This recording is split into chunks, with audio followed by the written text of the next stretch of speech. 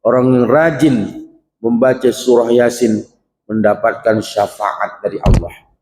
Syafaat itu ada syafaat dari Allah.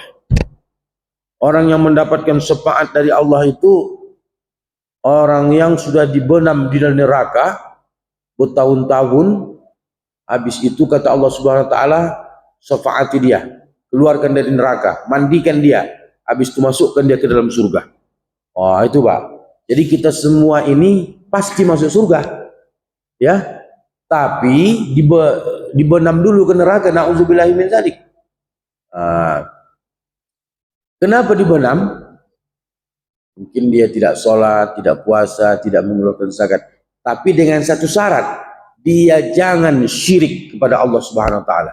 Kalau syirik, neraka khalidina fiha. Yang kedua, syafaat dari malaikat. Malaikat juga bisa memberi syafaat. Yang ketiga, syafaat dari Nabi Muhammad sallallahu alaihi wasallam biiznillah, dengan izin Allah. Syafaat yang keempat, syafaat terhadap orang yang dikarenakan dia mampu mengucapkan la ilaha illallah. Man qala la ilaha illallah fi akhiri umrihi, pada akhir umurnya, dakhala jannah, masuk ke dalam surga. Tapi kalau banyak dosanya bagaimana Pak Ustaz? Iya, berkuranglah dosanya gara-gara dia mengucapkan la ilaha illallah. Tetap dihitung, tetap di berapa dosanya berapa, tapi karena dia mampu mengucapkan la ilaha illallah, penolonglah itu. Bapak Ibu yang dimuliakan oleh Allah Subhanahu wa taala. Terus orang yang rajin, jadi orang yang banyak melakukan membaca surah Yasin, saya katakan tadi, saya ulang lagi, yang pertama mendapat ketenangan. Ya, ketenangan tadi. Ketenangan itu ada 4 mendapatkan ketenangan. Berudu, berbanyak udu. Habis apa namanya Pak? Berwudu kita, terus banyak melakukan sholat sunnah, zikir, baca Quran. Jadi kalau 4 ini kita lakukan, akan mendapatkan ketenangan dari Allah Subhanahu wa taala. Terus orang yang mendapatkan nikmat itu, yang pertama dia harus rajin baca Quran. Nikmat hidup itu. Yang kedua, pengamalan dalam Islam. Islam ini harus kita amalkan, bukan hanya Islam KTP. Islam itu kadang-kadang ada Islam tapi tak beramal. Ada Islam tak sholat, tak puasa. Itu untuk mendapatkan nikmat hidup itu, yang pertama rajin baca surah Yasin. Terus Islam, nikmati Islam, agama yang diridhoi oleh Allah. Terus apa lagi? Nabi Muhammad adalah membawa kita minaz zulumati ilan nur. Keselamatan yang dibawa oleh Nabi Muhammad SAW. Jadi Bapak Ibu yang dimuliakan oleh Allah Subhanahu wa taala. Jadi Bapak Ibu, 12 keistimewaan membaca surah Yasin tadi ini kita amalkan dalam keseharian kehidupan kita sehari-hari. Kalau bisa berjamaah, kalau nggak bisa saya sendiri di rumah. Minimal adalah kita baca surah Yasin.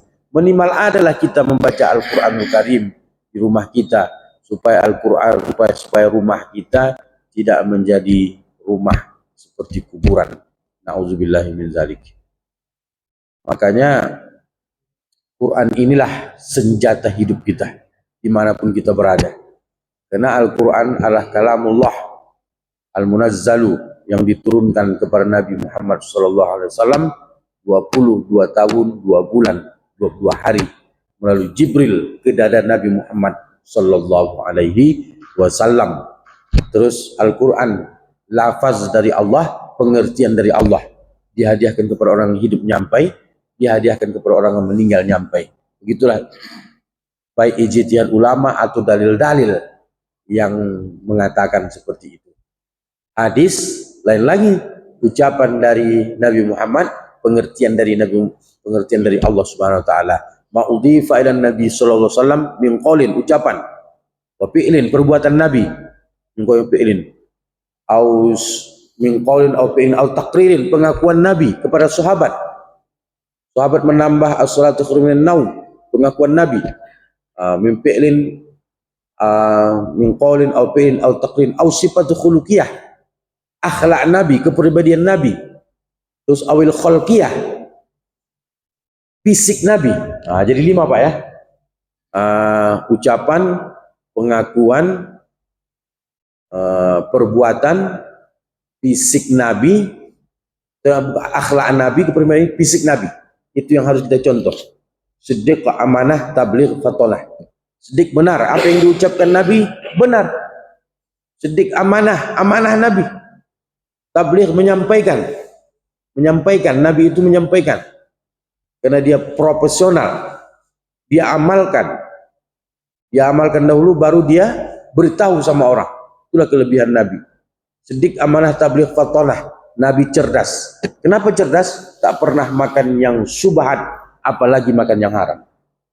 Bapak Ibu yang dimuliakan oleh Allah Subhanahu wa taala, sudah jelas nampaknya kajian kita pada hari ini.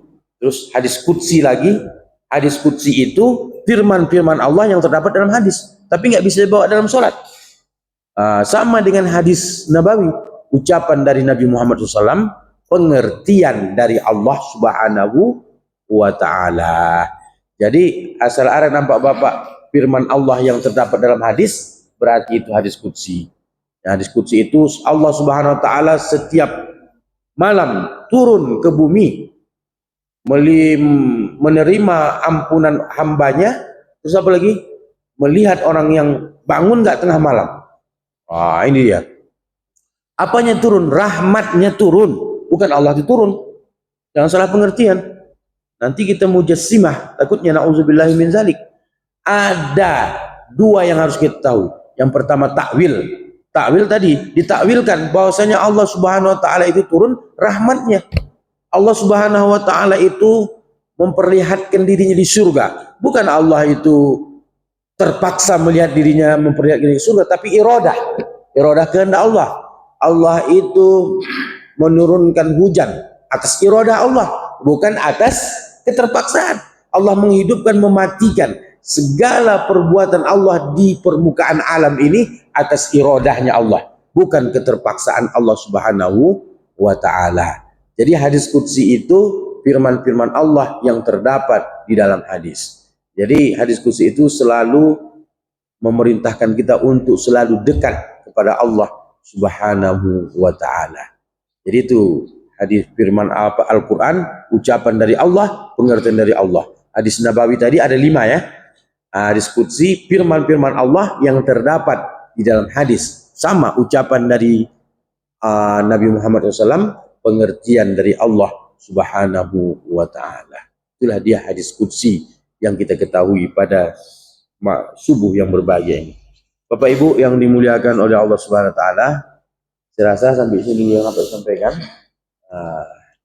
Mohon maaf segala kekurangan. Akhirul kalam.